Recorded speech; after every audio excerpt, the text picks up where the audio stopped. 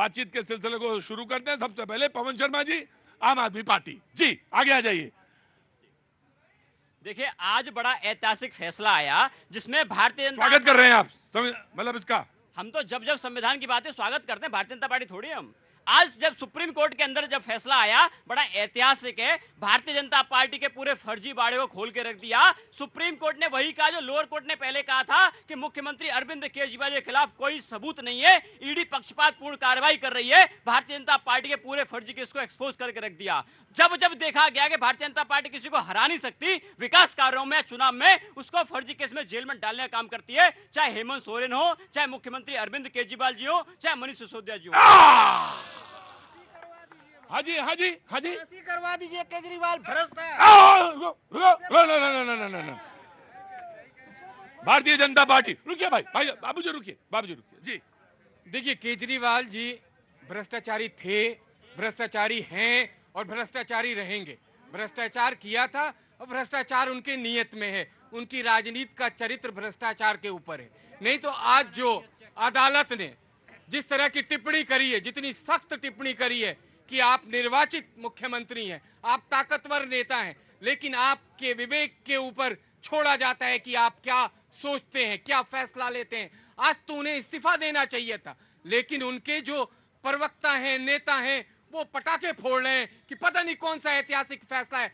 अंतरिम जमानत का मतलब ये होता है कि आप अपराध मुक्त और दोष मुक्त नहीं हुए हैं, आप दोषी हैं। जमानत आपको इसीलिए तो अंतरिम मिली है, नहीं तो जमानत मिल गई होती। राइट। देखिए, थोड़ी जानकारी का अभाव है। पीएमएलए कानून ये कहता है कि आपको जमानत के समय जज को सेटिस्फाई करना होगा कि आपके खिलाफ कोई सबूत नहीं है, कोई ऐसा आपने भ्रष्टाचार किया ही नहीं है, तब जमानत मिलती है। और जमानत मिलना साथ में ये भी ये कि छेड़छाड़ नहीं करेंगे। साक्ष्यों, मैं गलत करूं तो सही करने का अधिकार जनता का। साक्ष्यों से छेड़छाड़ करने का आपके पास कोई ऐसा कारण नहीं मिल रहा जो आपको जमानत ना दी जाए, ये बात। एग्जैक्टली, उसका विस्तार पूर्वक ये कहता है कि 500 से ज्यादा अपनी व्याख्या ना दीजिए, संविधान की व्याख्या दीजिए। मैं उसी पे आ रहा हूं। देखिए, 500 से ज्यादा रेड हो जाना किसी के ऊपर और हजारों अधिकारी लगा दिए जाना और 2 साल से ज्यादा का केस हो जाना, यह साबित करता है, उसके बाद कोई सबूत न मिलना, यह साबित करता है भारतीय जनता पार्टी ने फर्जी केस किया। वही कोर्ट ने कहा, भाई लोअर कोर्ट ने कहा। देखिए, जानकारी का जो समूचा समंदर है वो अरविंद केजरीवाल और उनके लोगों के पास है। हम पढ़े लिखे हैं, बहुत बड़े पढ़े लिखे हो साहब, इतने बड़े पढ़े लिखे थे कि जब रामलीला मैदान में आए थे तो शीला दीक्षित की फाइल दिखा रहे थे, लालू यादव को भ्रष्टाचारी दिखा रहे थे, सोनिया गांधी को भ्रष्टाचारी दिखा रहे थे, उनके साथ गड़बड़ियां कर रहे। ये पढ़े लिखे लोगों का तो कम है, ये पढ़े लिखे हैं। ये तो उल्लू बेवकूफ बना दिया इस देश की दिल्ली की जनता को। ये बताइए आप, अब भारतीय जनता पार्टी को भ्रष्टाचारी बताते हो। पहले अपने गले में, पहले देखिए गिरवान में झांक करके देखिए, सुप्रीम कोर्ट, हाई कोर्ट ने आपके मनीष सिसोदिया जी को आज तक जमानत नहीं दी है, आज तक उनको जमानत नहीं मिली है। और ये एक बार भी उन्होंने राइट। कांग्रेस, विक्रम लोहिया जी, आज तो आपकी तरफ से बैटिंग कर रहे थे ये। देखिए, मैं कहना चाहता हूं कि जिस प्रकार से शराब नीति को दिल्ली में लाया गया और नौजवानों के भविष्य के साथ और उनकी स्वास्थ्य के साथ खिलवाड़ किया गया, उसका कांग्रेस ने कभी समर्थन नहीं किया था। और जो मुद्दा ये सबसे पहले उठा, इस पे एफआईआर कराने का काम कांग्रेस पार्टी ने किया था। और जो शिकायत की गई थी, उस शिकायत करने में मैं भी शामिल था। मैंने भी जाकर के शिकायत की थी दिल्ली कांग्रेस के अध्यक्ष के साथ। मैं कहना चाहता हूं कि आम आदमी पार्टी दूसरे को भ्रष्टाचारी कहकर के सत्ता में आई थी, लेकिन जब उन्होंने भ्रष्टाचार की एक चरम सीमा को पार किया तो हमने कहा उसको। लेकिन आज तो आपसे सवाल मैं पूछूंगा, तो जो भ्रष्टाचारी थे तो फिर आप उनसे गठजोड़ क्यों जोड़ लिए? हमने जो भ्रष्टाचार की जो दिल्ली की बात थी, हमने भ्रष्टाचारी अरविंद केजरीवाल के साथ भ्रष्टाचार चाहे दिल्ली में हो, चाहे कलकत्ता में, चाहे न्यूयॉर्क में, मैं अपनी बात पूरी करूं ना, पूरा अधिकार है आपको। आपको मुझे टोकने का अधिकार नहीं है। देश के अंदर बेरोजगारी एक बहुत बड़ा मुद्दा हो चुका है। भ्रष्टाचार से बड़ा नहीं है, पर भ्रष्टाचार से बड़ा नहीं है बड़ा। एक बात घेरूंगा मैं आपको, घेरिएगा। अरे हम घेरेंगे, और हम घेरने जवाब भी देंगे आपको। Very good. हम आपको बताना चाहते हैं, महिला सुरक्षा से बड़ा मुद्दा कोई था क्या? किस प्रकार से बच्चियों के साथ दुर्व्यवहार हो रहा था देश के अंदर? आप तब तो नहीं घेर रहे थे किसी को? मैं घेर रहा था। मैं पूछता हूं आपसे, आप ये कह रहे हैं कि महिलाओं से बड़ा मुद्दा कोई था, बेरोजगारी से बड़ा कोई मुद्दा था? अरे इन दोनों मुद्दों की जो जननी है वो भ्रष्टाचार है। आप भ्रष्टाचार में थे तो कल मैं ये पूछ रहा हूं, जब आपने इनसे हाथ क्यों मिलाया? ताबूत घोटाले में भ्रष्टाचार नहीं था क्या? मैं कह रहा हूँ कि उसका मैं कह रहा हूँ शहीदों के ताबूत में घोटाला। उसकी इंक्वायरी सेटअप हुई, मैंने आपसे सवाल मैं किया। नहीं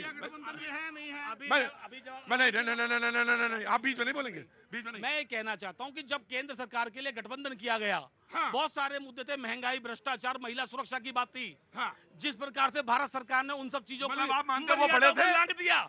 मेरी बात सुनिए, मुझे मेरे अपने शब्द मेरे मुंह में डालिए, मुझे बोलना आता है। हाँ, अरे आपको मुझे वैसे बोलना बोलता आता है। है। आप बड़े प्रवक्ता जिस हैं। प्रकार से भारत सरकार ने इस देश को ठगने का काम किया, नौजवानों को लूटने का काम किया, बच्चियों की आबरूओं को जो उनके नेताओं ने लूटने का काम किया, उसके लिए नाटक की बात नहीं है भाई साहब। आप ही के लिए लड़ा राहुल गांधी जब देश के लिए निकला।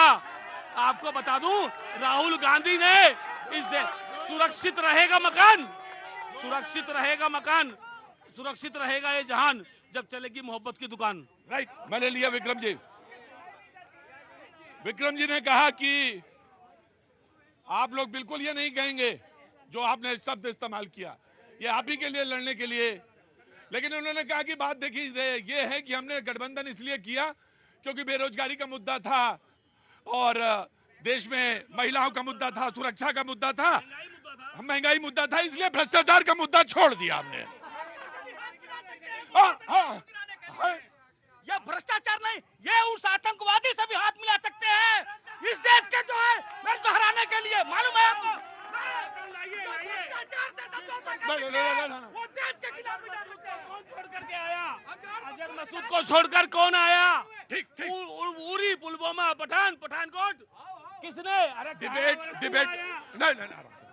भारतीय जनता पार्टी के किसी भी नेता ने मसूद अजहर को भटका हुआ नौजवान नहीं बोला। देखिए, ये पढ़े लिखे पे फिर लाना चाहता हूँ। लाइए। अरविंद केजरीवाल जो पढ़े लिखे IRS थे, अपने आप को कमिश्नर कहा करते थे, कमिश्नर थे नहीं वो। लेकिन ये इनसे सवाल कोई पूछ नहीं सकता है। आज जो उनको अंतरिम जमानत मिली है ना, 6 हिदायत है, 50,000 IRS थे। कमिश्नर कब थे यार? कमिश्नर कब थे? IRS तो थे इंडियन रेवेन्यू सर्विस। सही है। आप करेक्ट इतना बौखलाहट। 6 हिदायत दी है सुप्रीम कोर्ट ने। 50,000 का बॉन्ड है, किसी गवाह से नहीं मिल सकते, सचिवालय नहीं जा सकते, किसी फाइल को साइन नहीं कर सकते। ये अंतरिम जमानत के क्लॉज हैं। भ्रष्टाचारी और अपराध अगर आपने नहीं, लेकिन वो ये कहा है उन्होंने कि अगर वो मुख्यमंत्री बनना चाहे तो वो उनका अपना फैसला है। लेकिन क्या जब आए थे आप शुचिता और नैतिकता का आधार नींव रख के और आपने कहा था दिल्ली को पेरिस बनाएंगे, मुख्यमंत्री शीला दीक्षित को गिरफ्तार करेंगे, फाइल बगल में दबा के चल रहे थे, वो शुचिता और नैतिकता कहाँ?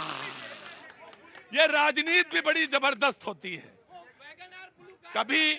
कभी इधर की कभी उधर की। आज शीला दीक्षित याद आ रही हैं, गजब है भाई, अब याद आ रही हैं सबको। हाँ जी, मैं आया, just give me a second. जी कहाँ से आना हुआ सर? सर मैं बिहार से बिलोंग करते हैं, दिल्ली में। हाँ तो कोई बात नहीं, बड़े गर्व से कहो कि मैं बिहार से हूँ। मैं सर आपसे सर प्रार्थना ये है, हाँ। जो भी चाहे समाजवादी पार्टी को हो, चाहे कांग्रेस पार्टी को, चाहे तो बीजेपी। बेचारे बोले ही नहीं अभी समाजवादी वाले। एक सेकंड सर, हम सबसे प्रार्थना ये करना चाहते हैं, हाँ। सबसे बड़ी समस्या यहाँ पर पूरे देश में है हाँ। जनसंख्या नियंत्रण कानून। अभी हमारा देश जो है सर भारत से चाइना आगे निकल गया। आदमी सोचता है हमारे पास सब चीज संसाधन चाहिए, रोटी चाहिए, कपड़ा चाहिए, मकान चाहिए। आज क्या तारीख है? 11 तारीख है, 12 है? स्वास्थ्य कल था जी।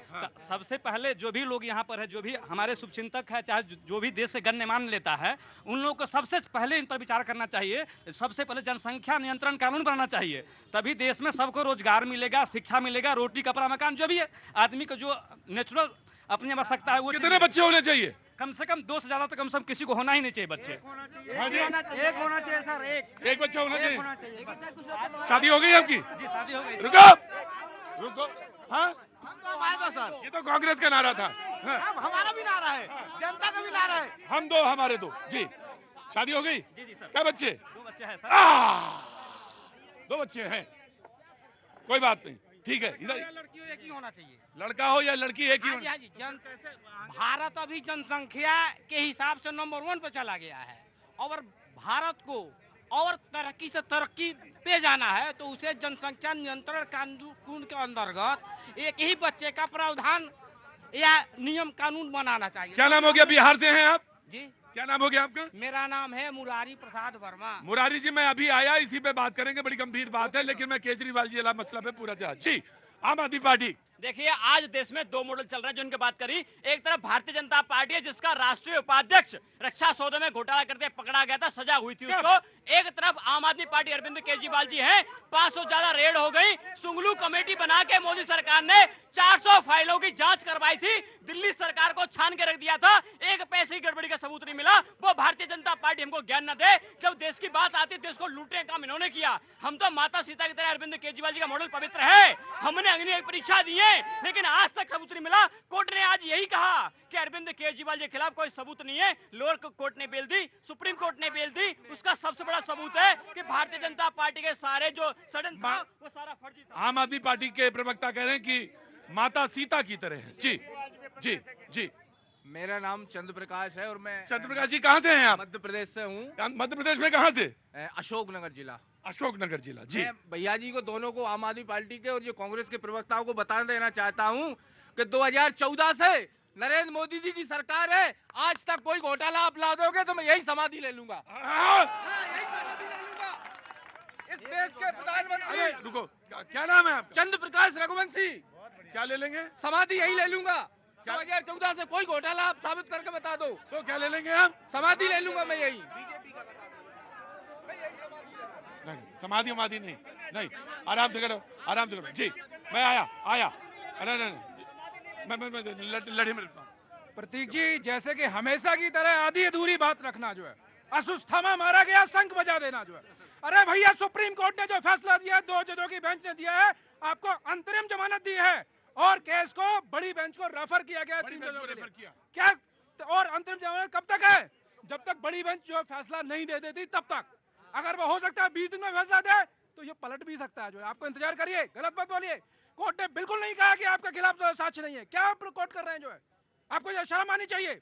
हाँ, कोर्ट ने आपको एक अंतिम तौर पर राहत दी है। और दूसरा, जो आपने ईडी पे प्रश्न खड़ा किया था गिरफ्तारी को लेके, लेकिन वो ये कहते हैं ना कि पीएमएलए कानून इतना कठिन और इतना सख्त है जिसमें राहत मिल जाए बड़ी बात होती है। सर एक मिनट, उस कानून को लेके मामला सुप्रीम कोर्ट में गया था ना, ईडी को उसी अधिकारों को लेके मामला गया था। सुप्रीम कोर्ट ने बाकायदा उस केस में ये जजमेंट दिया हुआ है कि ईडी को वो राइट है। तो फिर आपको क्या दिक्कत है? पहले राइट, बड़ी बेंच। दूसरा, कांग्रेस के मित्र ने जो है महंगाई पे बड़ी विक्रम लोहिया जी,